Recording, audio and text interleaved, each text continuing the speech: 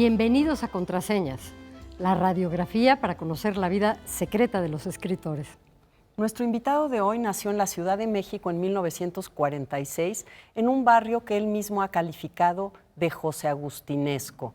Sus orígenes son de la península de Yucatán, a la que ha dedicado gran parte de su escritura. Es el mayor de 9 hermanos y cuando él le dijo a su padre que se quería dedicar a ser escritor, él, un tanto desilusionado, le dijo que era más difícil que ser galán de cine, Rosa.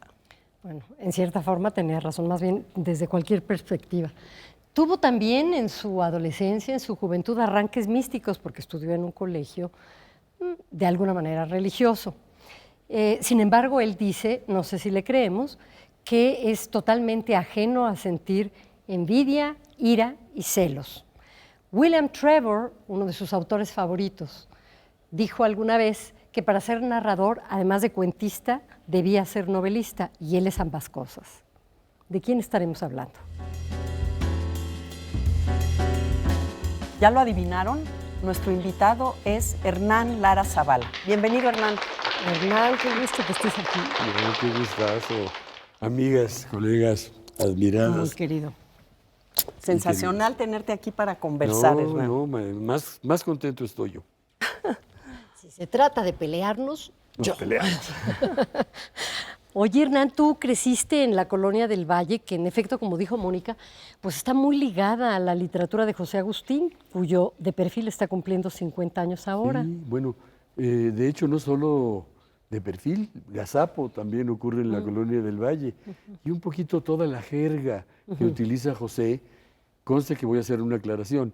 La jerga, digamos, común, porque José, para mí, José Agustín, tenía además un plus, porque él era muy ingenioso en la manera como manejaba el lenguaje, como maneja el lenguaje. Sí, claro. Pero particularmente en esas novelas jóvenes, y hay muchos hitos y muchos lugares que habla tanto de perfil, un poquito en La Tumba y por supuesto Gustavo en Gazapo, que son totalmente identificables, incluso a veces hasta nombres de personajes, etcétera, que eran pobladores de la Colonia del Valle, ¿no? En ese momento la Colonia del Valle era una colonia clase media emergente, y entonces yo creo que por eso, digamos, la juventud todavía había pandillas, y había pandillas fuertes, y pleitos entre pandillas, un poco del tipo de West Side Story, O sea, la calle etcétera. era parte de... Sí, era parte del juego, ¿no?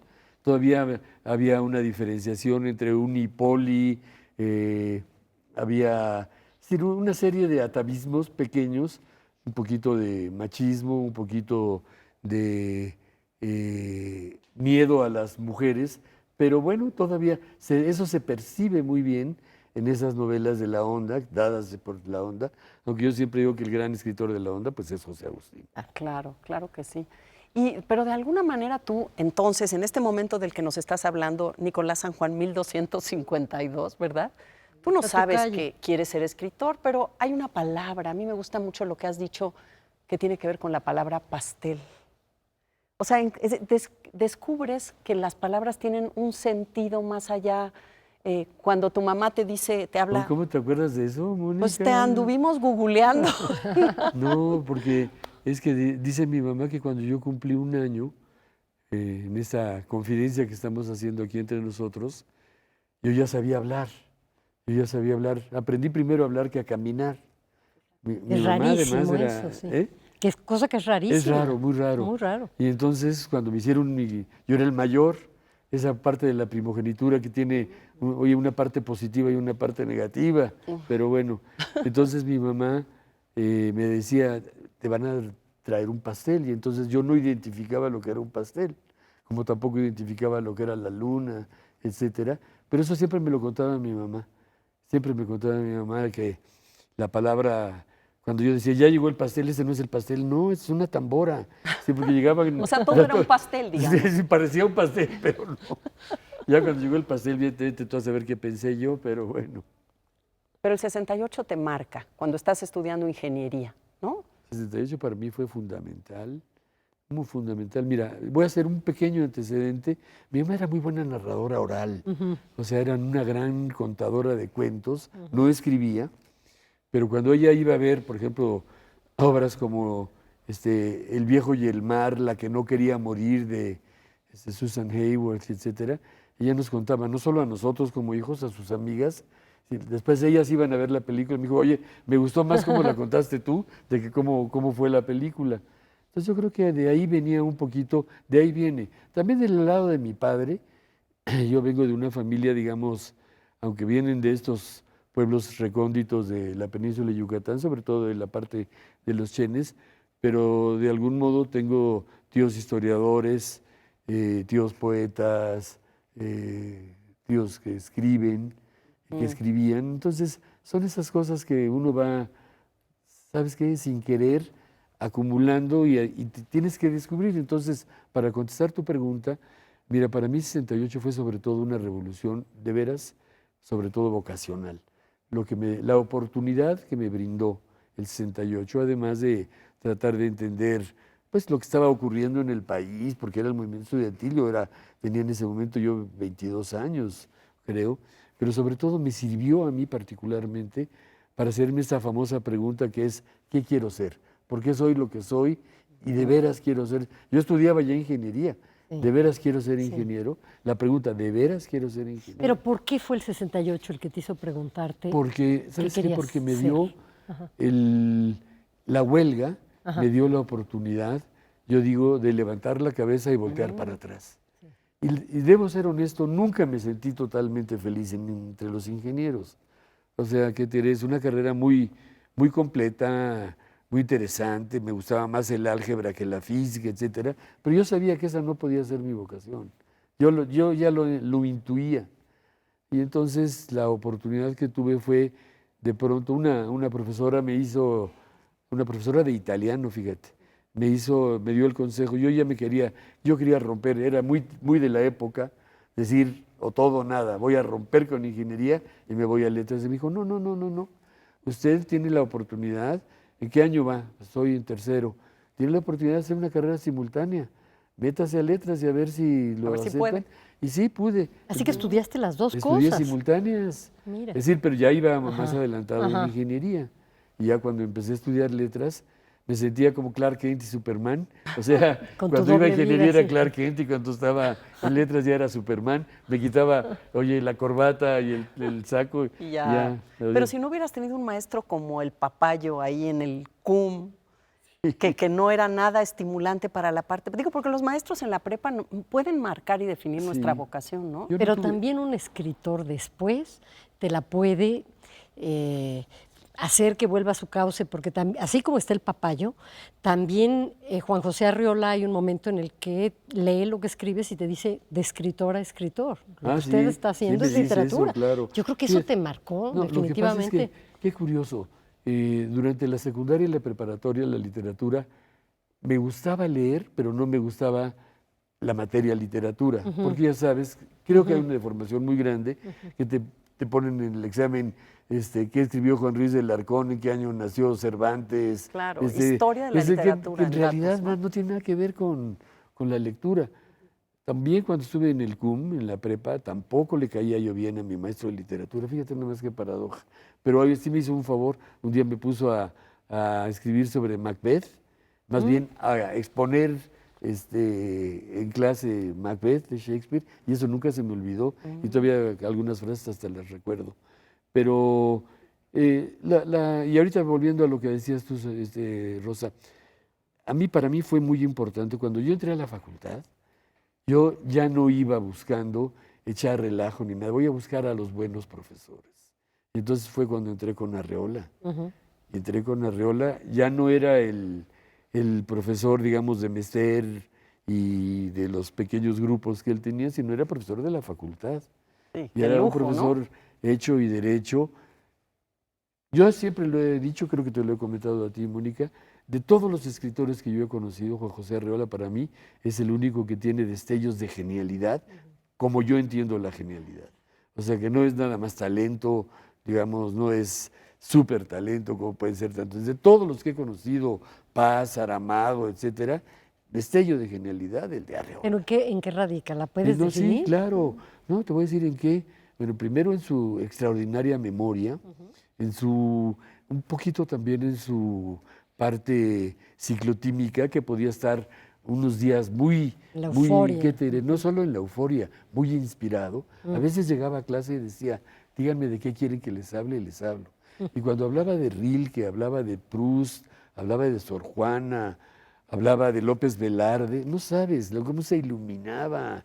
Es decir, y además como era muy articulado y muy versado y con una memoria, de pronto empezaba, si yo clamara entre los ángeles y alguno de ellos por ventura me estrechara contra su corazón, y se echaba todo el Rilke ahí, ¿no? Los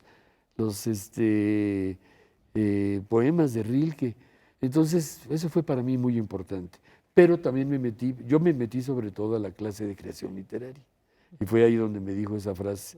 Y sabes que nunca descubrí muy bien, porque era una frase que para mí me parecía un poquito anodina. De pronto yo decía en un cuento que creo que tú conoces, Rosa, a lo mejor tú también, se llama Lejos en invierno y de madrugada, sí, que es de un en muchachito, Chicago. sí, A mí que me se va a encanta Chicago. ese cuento. Y entonces yo, en un momento dado, el narrador dice, vi a mi tío jugar con una rubia, perdió 3 veces y se fue de la mesa un poco decepcionado. Una escena dentro de todo intrascendente, ¿me entiendes? Era nada más la cuestión de observación que él sabía. Claro. Y digo, no solo fue conmigo, también fue maestro de Severino Salazar, en mi época, de Severino Salazar y de Gonzalo Celorio, pero te voy a decir, ahí les va lo mejor todavía, que él es el gran maestro de toda la literatura mexicana. Juan José Arreola fue maestro en este orden, de Juan Rulfo, un poco de Antonio Latorre, de Carlos Fuentes, de Elena Poniatowska, de José Agustín, y de ahí para adelante, de Vicente Leñero. Claro. Era un portento. Porque como dice José Agustín, ¿sabes qué? Tenía esa sensibilidad extraordinaria de poder captar lo que quería decir alguien sin alterar su estilo.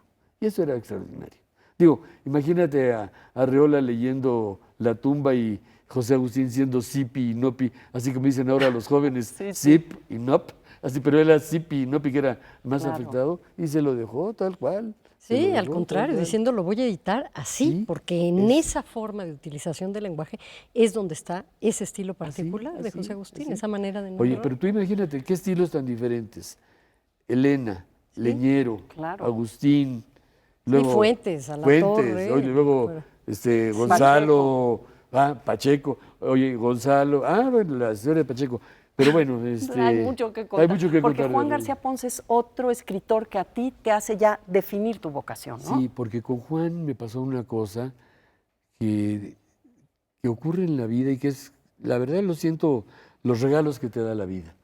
De pronto yo leo la autobiografía de Juan García Ponce y valga la comparación, es como cuando leí La flor amarilla de Cortázar, que te acuerdas que en La flor amarilla Cortázar de pronto dice, ya encontré en la cadena que existe cuando uno se muere, ya encontré a mi sucesor. Sí. Yo así dije, yo encontré a mi antecesor, porque era yucateco, era primogénito, había estudiado en el CUM, se había rebelado contra sus padres eran de una clase media acomodada, se decide a ser escritor y yo dije, ¿me está leyendo aquí el futuro o qué? Dije, pero si él se atrevió, yo me tengo que ¿Cómo lo atrever. vas a hacer tú?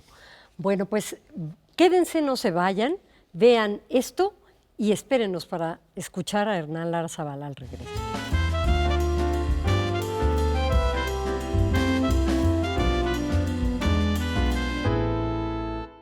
Y son varios los escritores que inician su formación en escuelas religiosas, particularmente católicas, y no solo en México, ¿no? Porque Joyce, digamos, pues es una marca esto en su obra, y que a la vez que aprenden este sentido de trascendencia y esta disciplina, tienen también la idea de la ruptura con toda esa disciplina, ¿no? Sí. Del otro orden al que se puede Sí. acceder. Pero hay algo que se siembra ahí, ¿no? Que queda. Las dos cosas, la idea, por un lado, de la religiosidad, de lo profundo, pero también la idea del escape y de lo concupiscente. ¿A dónde te escapabas tú en tus años de juventud? No, es que es muy buena tu observación. Te voy a decir que yo lo que creo que hacen entre los escritores, yo estudié en el Instituto México con los maristas. Ajá. Creo que han sido más exitosos que los propios jesuitas. Y los maristas y todas las escuelas religiosas, yo lo que siento que te hacen es internalizar la experiencia y a lo mejor producirte la idea del pecado. Claro. Oye, que es muy atractiva. Sembrarla. Claro. Oye, Sí, sí, claro. que es muy atractiva en un Claro. sentido. La diferencia que yo vería, digamos, entre los jesuitas, que son un ejército, y los maristas, y no sabes la cantidad de escritores, otra vez, Uy, sí. Carlos sí. No, son Fuentes, legión, claro. José Emilio Pacheco, Juan García Ponce, todos pasaron por el rasero de los maristas. Sí. Pero lo interesante de ellos, Rosa, que era lo que estábamos comentando hace rato, es que nosotros, de algún modo, más que en Jesucristo, más que en Loyola, más que en Dios Padre, creíamos en la Virgen María. Y cuando crees en la Virgen María, yo creo que en tu parte subliminal estás exaltando la figura femenina. Sin duda. Si quieres, un poco edípica, ¿no? Pero como Freud decía, bueno, había que trascenderlo. Y entonces, además, éramos puros hombres. Claro. O sea, eran escuelas en ese momento, ya no, afortunadamente, pero eran escuelas para varones. Entonces, la mujer, ¿qué te diré? Era un objeto de veneración. Nosotros en el Instituto México, en el mes de mayo, íbamos a dedicarle flores a María y hacíamos ramilletes espirituales. Soy rarísimo ahora, ¿no? Un ramillete espiritual. O sea, tú le vas a dar, pero todo eso yo creo que va... Y la otra parte que tú dices, Rosa, o sea, internalizar la experiencia, pensar en uno, como lo de Joyce, ¿no? Pensar en el pecado, pensar en que tiré la trascendencia, en el infierno, Claro. En la parte oscura, en el la otro parte lado, oscura, ¿no? oye, en la penitencia, en la comunión. Y en la En la infracción, en la Sí. concupiscencia, En la porque tú ibas concupiscencia. a ver las matinés cuando existían esas grandes salas de cine. ¿no? ¿no? En el Sí. Tívoli. No, y Tívoli, oye, no, y bueno, claro que a uno, ¿qué te diré? Te limitaba el concepto del pecado, pero te atraía. Claro. Entonces, eran películas, fíjate, yo pensé primero en las matinés de los cines de la colonia Roma, que eran las que, el Balmori, el Royal, el Morelia, etcétera, y a veces los del centro, que tiré el Real Cinema, el Orfeón, en fin. Pero después llegas a un punto en donde la gran experiencia era el Mira, ahí está el Tívoli. Tívoli. Y justo con monjitas. Y con monjas, hablando Oye, de religión. pero además, no, además el Y Tívoli concupiscencia. era de variedad. Y debo confesar que en el momento que las vedettes se desnudaban, en ese momento se apagaba la luz. Y había algunas partes muy chuscas que el público pedía, ya sabes, pelos, y nunca había chuscas, muy pelos. O sea que, vulgares. y generalmente las mujeres en los senos tenían una estrellita, o sea que tampoco... Es decir, era lo que se usaba en México. Claro. No, Sí, pero la que es- moral católica también censuraba películas donde Mira, mira aparecía qué padre Jean Moreau, imagen. por ejemplo. No, es que a Ahí está nosotros... Pérez Prado, oye, una a nosotros marquesina en con Pérez Prado. en el Instituto México nos regalaban unas hojitas que venían la clasificación moral de las las películas que se y que por exhibían. supuesto las más interesantes claro. eran las negadas. No que Una por Eva si- y dos Adanes, Ay, sí. prohibidísima, ¿no? Me No, imagino. fíjate que no, porque una Eva y dos Adanes, que es muy sexy, muy interesante, pero no. Las que eran prohibidas eran, por ejemplo, Los Amantes, de, ¿cómo se llama? ¿De quién es Los Amantes? Hoy se me va. Pero las películas del cine francés eran las más... Claro. Porque los norteamericanos, perdón, los norteamericanos no se atrevían a grandes cosas. Claro, Yo era me la comedia, sí, sobre yo me todo, acuerdo de ¿no? una película que me decían mis amigos, oye, en una película que se llama La Torre de Nesle, se ven a un hombre y a una mujer haciendo el amor. ¿Pero cómo? Así no, se ve que están... Y ahora, oye, prendes la televisión en cualquier Esa es la película escena una. y ahí estás Oye, yo casi recuerdo con lujo mucho, de detalles. a mí me gusta mucho yendo así como a la parte privada, rituales, tu casa, que he tenido la fortuna desde luego de ir. A mí me gusta mucho que uno de los baños está lleno de fotos de Marilyn Monroe. Oye, Hay una devoción ahí a la no, mujer. hay una gran devoción porque la verdad también otra vez es esa parte donde uno reconoce como, ¿qué te diré? Como En busca del tiempo perdido, como El retrato del artista adolescente. Marilyn fue tal vez la primera que me alborotó la hormona en forma. También soy gran fanático de Rita Hayworth, pero nunca igual. Y Aida, mi esposa, dice que soy tan ingenuo que creo que Marilyn era muy espontánea porque me creo el papel que desempeña en las películas. O sea que Claro. no le doy nada como actriz, sino como era ella. Claro. Pero esa Es combinación la fantasía rarísima, erótica de esa cualquier combinación ingenuidad, rarísima ¿verdad?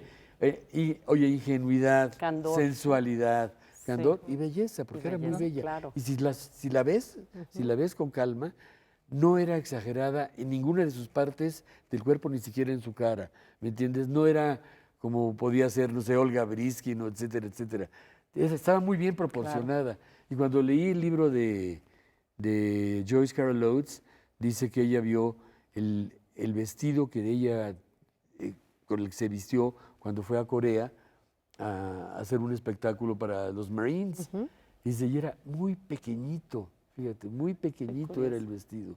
O sea que para las medidas ahora que se usan tan delgadas, etcétera, pero estaba muy bien. Sí, no era Oye, y relojito debo de decir otra arena. cosa, el otro que es mi ídolo, pero que ya no lo puedo, yo en mi casa les ofrezco, si ofrezco tequila, a las mujeres, a los hombres un vasito de Marilyn y a las mujeres con una de Elvis Presley. Ay, claro. Porque cuando Elvis Presley lo oí cantar por primera vez, con todos los prejuicios del mundo, porque habían dicho que él prefería besar a 3 negras que una mexicana, yo dije, este Eso yo hombre no lo había oído. me pasó como me pasó cuando leía a Lawrence Durrell o a Proust. Y dije, ¿por qué me está hablando este hombre al inconsciente, directamente a la libido, de una manera extraordinaria? Y todavía pones a Elvis Presley Claro de que repente sí. Lo canta. y te emociona. Lo canta y lo cantas. baila. Sí. ¿Cuál? ¿Hay una canción en especial? No, bueno, la primera que yo oí de él ya en forma fue Rey Criollo.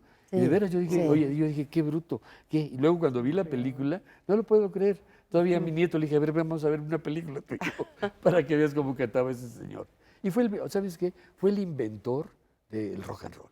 Es decir, antes, que no sé, que si estaba Bo Diddley, que estaba Chuck Berry, Bill Haley, pero la idea de un Sí. señor frente a un micrófono, con una guitarra, contoneándose, Y moviéndose, oye, sí. moviéndose y alborotando a la juventud, pues eso lo hizo Rhythm él. and blues, ¿no? Sí. Rhythm and blues. Bueno, Oye, y la luego, voz, bueno, y ¿verdad? luego Porque lo siguen oyendo ahora sin conocer el mito y te sigue paralizando. Tú Sí. oyes Love Me Tender, oyes esa voz Claro, y aunque no pertenezcas a esa Oye, Are You generación, Lonesome Tonight? Oye, sí, claro. mi favorita, me dijiste la primera, es King ¿cómo se Creole. llama? King Creole, pero la que más me gusta a mí es All Shook Up. O sea, Estremécete le pusieron en español. Me estremezco todavía leyendo All Shook Up. Y en tu escritorio tienes así pequeñas, o sea, tienes estos amuletos, tienes por ahí No, son los imágenes. ¿o qué? fetichitos, los fetichitos. ¿Y cuáles son tus fetichitos? No, bueno, el primero es Marilyn y Elvis, son los Sí. dos principales. Sí. El corto maltese, que es de los cómics. Oye, Betty Boop, Ay, que Betty es Boop. Betty Boop, que Mira, ahí es estamos la viendo. imagen. Oye, que sea, bueno, Ahí está, pues ahí está. oye, ahí está Betty Boop. Claro. Oye, y está José Gregorio Hernández, que es el santo venezolano, el único santo, digamos, que viste de traje y de sombrero, un poco chaplinesco y un poco como el doctor Watson. Y bueno, entonces son los pequeños fetiches. Bueno, la propia Frida también la amo, ¿eh? ¿Sí? O sea, ya Ana Violín, ahí está José Gregorio Hernández, junto con los hombres de negro, mira, porque ahí está Chaplin, ahí está José Martí y José Gregorio, que es un santo venezolano. Que te acompañan al escribir junto con la literatura inglesa. Sí, porque has bueno, hablado de sí. música en inglés, has hablado de cine, de películas norteamericanas, también en Mira, ahí lengua está mi inglesa. nieto y ahí está una gorda. Oye, Billie Mira, Holiday. Billie Holiday. Billie Oye, Holiday. Oye, y de Y lado. Twiggy, ¿no? Oye, ¿No es Billie Twiggy? Holiday, Twiggy, Ah, Elvis. está Elvis. Bueno, Oye. no fue- y ahí se ve en el fondo, ¿verdad? William Shakespeare y algunos, John Updike, que está allá abajo. Sí, sí, ¿Cómo están- llegas a la literatura inglesa? No, bueno, Estamos mira, es que la brincando literatura desde la inglesa siempre me ingeniería. fascinó. Es que cuando entré a la facultad, estudié con muchísimo detenimiento qué quería yo estudiar. Al principio pensé que quería estudiar literatura española y me di cuenta que no estaba yo preparado, que no tenía ningún atractivo salvo la parte de los siglos de oro. En cambio, reviso todo el currículum de la literatura inglesa y dije, esto es lo mío, con la ventaja de que yo hablaba inglés. Entonces, cuando empiezo a ver Shakespeare, es que la literatura inglesa no tiene ni un bache. Y en ese momento yo estaba Desde la leyendo literatura a Lawrence medieval, Durrell, desde y estaba qué leyendo a maravilla. Joyce y a D.H. Lawrence, todo eso que dije yo, bueno, pues es lo mío. Oye, por eso digo yo que padezco esa horrible enfermedad incurable que se llama anglofilia. Y oye, pero también debo decir que aprendí muchísimo de los norteamericanos. Particularmente, debo decirlo, de Hemingway y de Faulkner.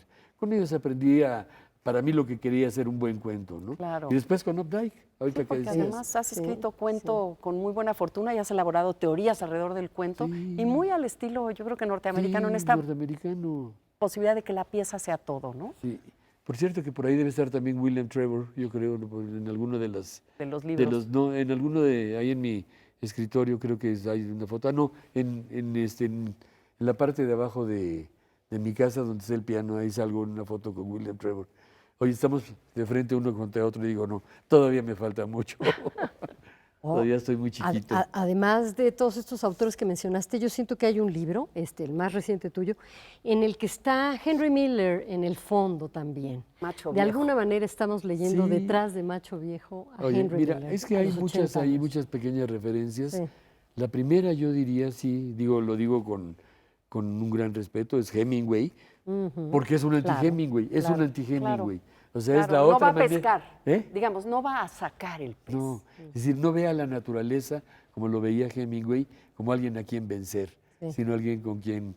Pero claro, están todas las historias, un poquito lo de Conrad, como esa que se llama The Shadow Line, donde dice que hay un capitán que de pronto sabe que ya se está haciendo viejo. A él se llama la línea de sombra. Claro. Y otras cosas, ¿no?